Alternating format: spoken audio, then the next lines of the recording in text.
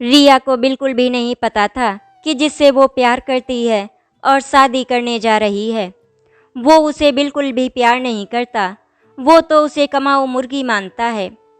क्योंकि आलोक रिया से प्यार नहीं करता था, वो तो उसके पैसों से प्यार करता था। रिया एक ऊंचे पद पर काम करती थी। आइए सुनते हैं कमाऊ मुर्गी। रिया ने जैसे ही घड़ी देखी, उसने ब्रश पकड़े अपने हाथों की गति बढ़ा दी। आज उठने में उसको देर हो गई है। असल में आलोक की छुट्टी है, तभी उसने अलार्म नहीं लगाया था। इसीलिए वो भी 7 बजे तक सोती रही। उसे समय का पता ही नहीं चला। राहुल तो अभी भी सो रहा है। कल रात रिया सो नहीं पाई थी, भोर में सोई तो उठने का समय गड़बड़ा गया। जैसे आज राहुल को तैयार करने का झमेला नहीं है, बस उसे ही दफ्तर के लिए तैयार होना है। अम्मा ने चलते समय उसे टिफिन पकड़ाया और बोली, पराठा ऑमलेट है बिटिया, याद से खा लेना, लौटा कर वापस मत लाना। सुबह नाश्ता भी नहीं किया, चाय भी आधी छोड़ दी। अम्मा कितना ध्यान रखती हैं उसका, ये सोचकर रिया की आंखों में आंसू झिलमिला आए। ये कहावत कभी कभी कितनी सही साबित होती है कि अपनों से पराए भले। अपने तो पलट कर भी नहीं देखते, लेकिन 600 रुपए और रोटी कपड़े पर काम करने वाली इस अम्मा का कितना ध्यान है रिया के प्रति। आज रिया उसे हटा दे तो वो चली जाएंगी, ये वो भी जानती हैं, फिर भी कितना स्नेह, कैसी ममता है। ढलती उम्र में ये औरत पराए घर काम करके जी रही है। भोर में आकर शाम को चली जाती हैं, फिर भी रिया के प्रति उनके मन में कितना लगाव और जुड़ाव है। और पति आलोक, उसके साथ तो जन्म जन्मांतर के लिए वो बंधी है। तब भी वो कभी नहीं पूछता कि कैसी हो।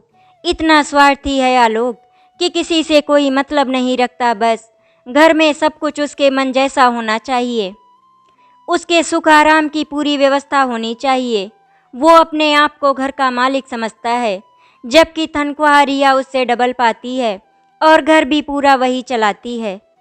अच्छे संस्कारों में पली बड़ी रिया माँ दादी के आदर्शों पर चलती है। उच्च पद पर नौकरी करते हुए भी उग्र आधुनिकता नहीं है उसके अंदर। पति, घर, बच्चा उसके प्राण हैं और उनके प्रति वो समर्पित है। उसे अपने बेटे राहुल से, अपने पति आलोक से और अपने हाथों सजाई अपनी गृहस्थी से बहुत ही ज़्यादा प्यार है। बचपन से ही रिया भावुक, कोमल और संवेदनशील स्वभाव की है। पति उसको ऐसा मिला है जो बस अपना ही स्वार्थ देखता है। पत्नी, बच्चे के प्रति कोई प्यार ममता उसमें है ही नहीं। रिया तो उसके लिए विलास की एक वस्तु मात्र है। रिया घर से निकलती तो देर हो गई थी। वो इत्तेफाक ही था कि घर से निकलते ही उसे ऑटो मिल गया और वो ठीक समय पर दफ्तर पहुंच गई।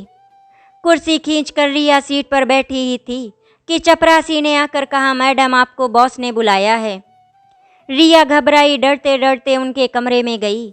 वो बड़े अच्छे मूड में थे। उसे देखते ही बोले, रिया मिठाई खिलाओ। किस बात की सर? रिया ने हैरानी से पूछा। तुम्हारी सीआर बहुत अच्छी गई थी, तुमको प्रमोशन मिल गया है। धन्यवाद देकर रिया बाहर आई, फिर ऐसे काम में जुट गई कि सिर उठाने का भी समय नहीं मिला। दफ्तर से छुट्टी के बाद वो घर आकर सीधी लेट गई। राहुल भी आकर उससे लिपट गया। तब तक अम्मा चाय ले आई और उन्होंने रिया से पूछा भी, बिटिया टिफिन खाया? अरे अम्मा, आज भी लंच करने का ध्यान ही नहीं रहा। अम्मा ऐसा करो, ओवन में गरम करके उसे ही दे दो। रहने दो, मैं गर्मा गर्म नमक अजवाइन की पूरी बना देती हूँ। पर बिटिया, देह तुम्हारी अपनी है, तुमको बच्चे को भी पालना है, ऐसा करोगी तो। बड़बड़ाती हुई अम्मा रसोई में पूरी बनाने चली गईं। रिया कृतज्ञ नज़रों से उनको जाते हुए देखती रही। थोड़ी ही देर से अचार के साथ पूरी लेकर अम्मा आई। रात को क्या खाओगी बिटिया, बता दो। अभी भरपेट खाकर रात को क्या ही खाऊंगी। राहुल की खिचड़ी रखी है, ये बोलकर अम्मा 2 पल खड़ी रहीं, फिर बोली, साहब कब आएंगे? काम से गए हैं, जब काम खत्म होगा तब आ जाएंगे। रात देर तक रिया को नींद नहीं आई। अपने पति आलोक के बारे में सोचती रही कि वो अब कुछ ज़्यादा ही बाहर जाने लगे हैं। घर में जब रहते हैं तो बात बात पर झुंझला पड़ते हैं। उनके हाव भाव से तो यही लगता है कि ऑफिस में शायद काम का दबाव है या किसी प्रकार का मनमुटाव चल रहा है। सबसे बड़ी चिंता की बात यह है कि वो पिछले 4 महीने से घर में खर्च भी नहीं दे रहे हैं।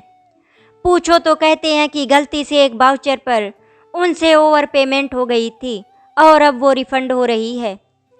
अब उसके आगे रिया क्या कहती? ऐसी गलती होती तो नहीं, पर इंसान से भूल हो भी सकती है। आलोक पर वो अपने से ज़्यादा भरोसा करती है। थोड़ा सख्त मिजाज तो है, पर कपटी नहीं है। सोचते सोचते पता नहीं कब उसे नींद आ गई। अगले दिन दफ्तर में उसके प्रमोशन की बात पता चलते ही सबने उसे बधाई दी और पार्टी की मांग की। लंच के बाद जमकर पार्टी हुई। सबने मिलकर उसे फूलों का गुलदस्ता उपहार में दिया। रिया मन में खुशी की बाढ़ लेकर घर लौटी, पर घर आकर उसे रोना आया कि ऐसे खुशी के अवसर पर आलोक घर में नहीं है। रिया तो अपनी खुशी आलोक के साथ बांटना चाहती थी, लेकिन आलोक का तो कोई अता पता ही नहीं रहता। अम्मा के घर मेहमान आने वाले हैं, इसीलिए आज वो भी जल्दी घर चली गईं। ड्राइंग रूम में कारपेट पर बैठी वो राहुल के साथ ब्लॉक से रेलगाड़ी बना रही थी कि आलोक का पुराना दोस्त राम आया। राम को देखते ही रिया हंसकर बोली, आप, मैं गलत तो नहीं देख रही? नहीं नहीं, आप सही देख रही हो भाभी, मैं राम ही हूँ। बैठिए भैया, कोमल भाभी को क्यों नहीं लाए?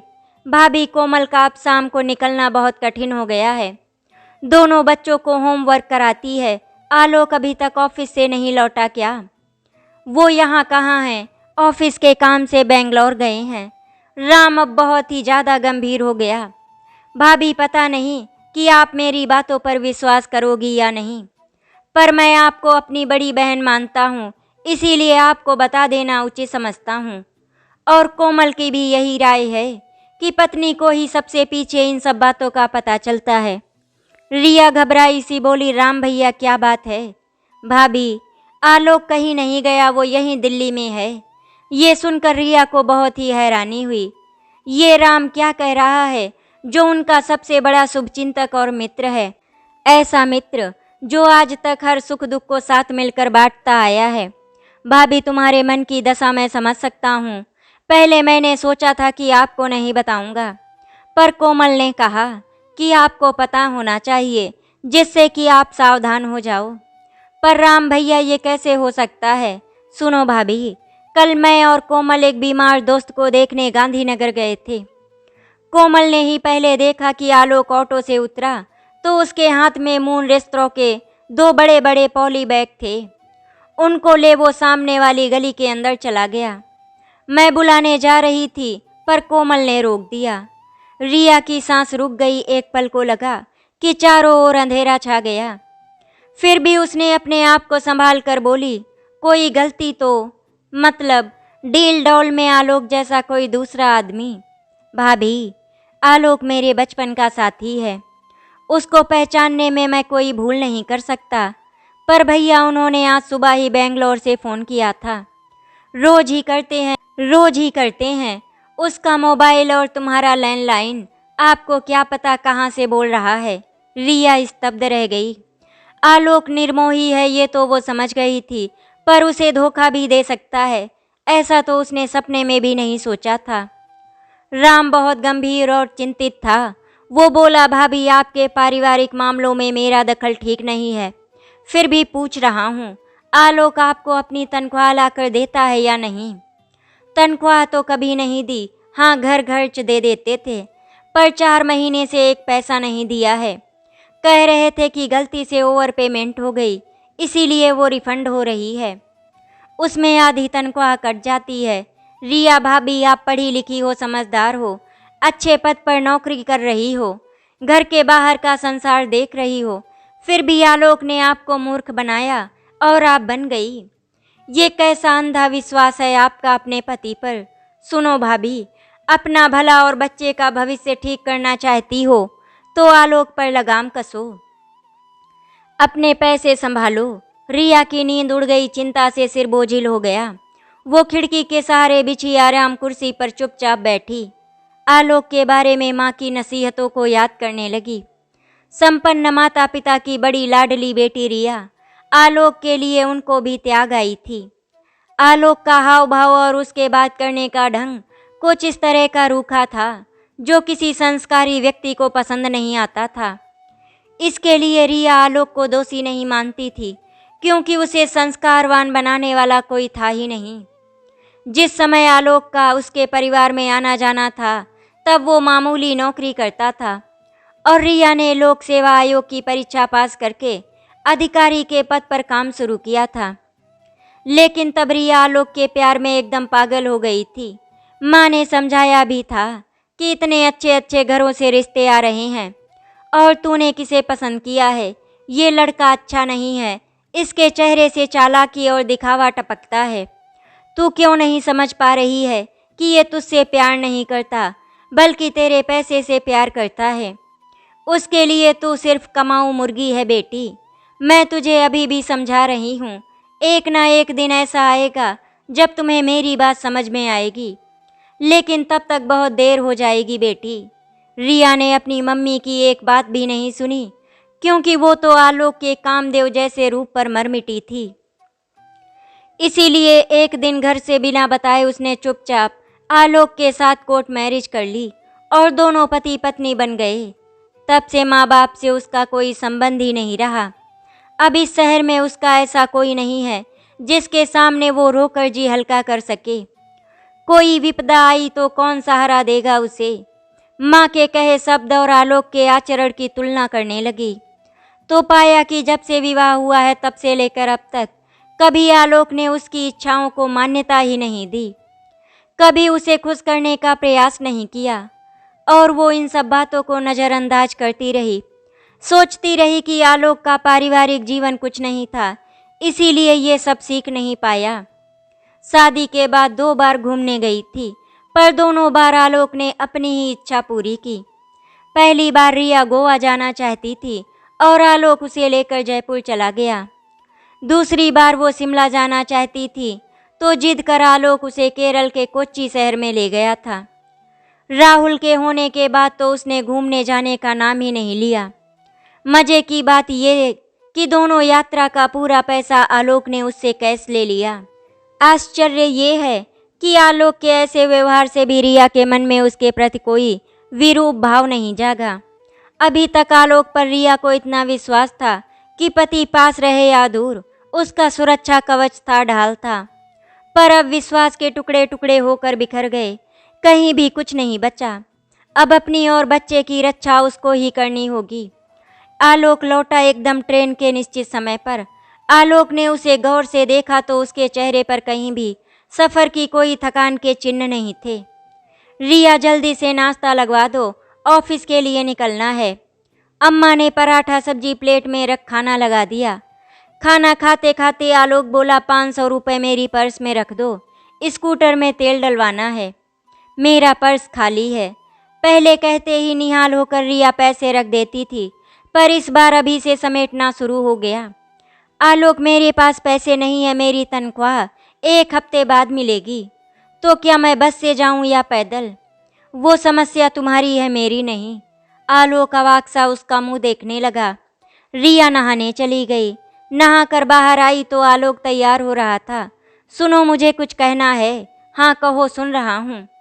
घर का पूरा खर्चा मैं चला रही हूँ, तुम देना तो दूर उल्टे ले लेते हो। अगले महीने से ऐसा नहीं होगा, तुमको खर्च देना पड़ेगा। कहाँ से दूंगा? मेरे भी 10 खर्चे हैं। घर चलाने की जिम्मेदारी तुम्हारी है, मेरी नहीं। आलोक खीसे निकाल कर बोला, डार्लिंग, नौकरी वाली लड़की से शादी घर चलाने के लिए ही तो की थी, समझी? रिया को लगा उसके सामने एक धूर्त इंसान बैठा है। और सुनो, रात को खाने में कीमा और पराठा बनवाना। 150 रुपये गिन कर रख जाओ, कीमा और घी के लिए तब बनेगा। रहने दो, मैं सब्जी रोटी खा लूँगा। उस दिन रिया दफ्तर में बैठी काम कर रही थी कि उसके ताऊ की बेटी सौम्या का फ़ोन आया। वो बहुत ही ज़्यादा घबराई हुई सी थी। सौम्या से उसे बहुत लगाव है। उसके साथ रिया जब तक फ़ोन पर बात करती रहती है। रिया, मैं तेरे पास आ रही हूँ। बात क्या है सौम्या, सब कुशल तो है ना? मैं आकर बताऊंगी।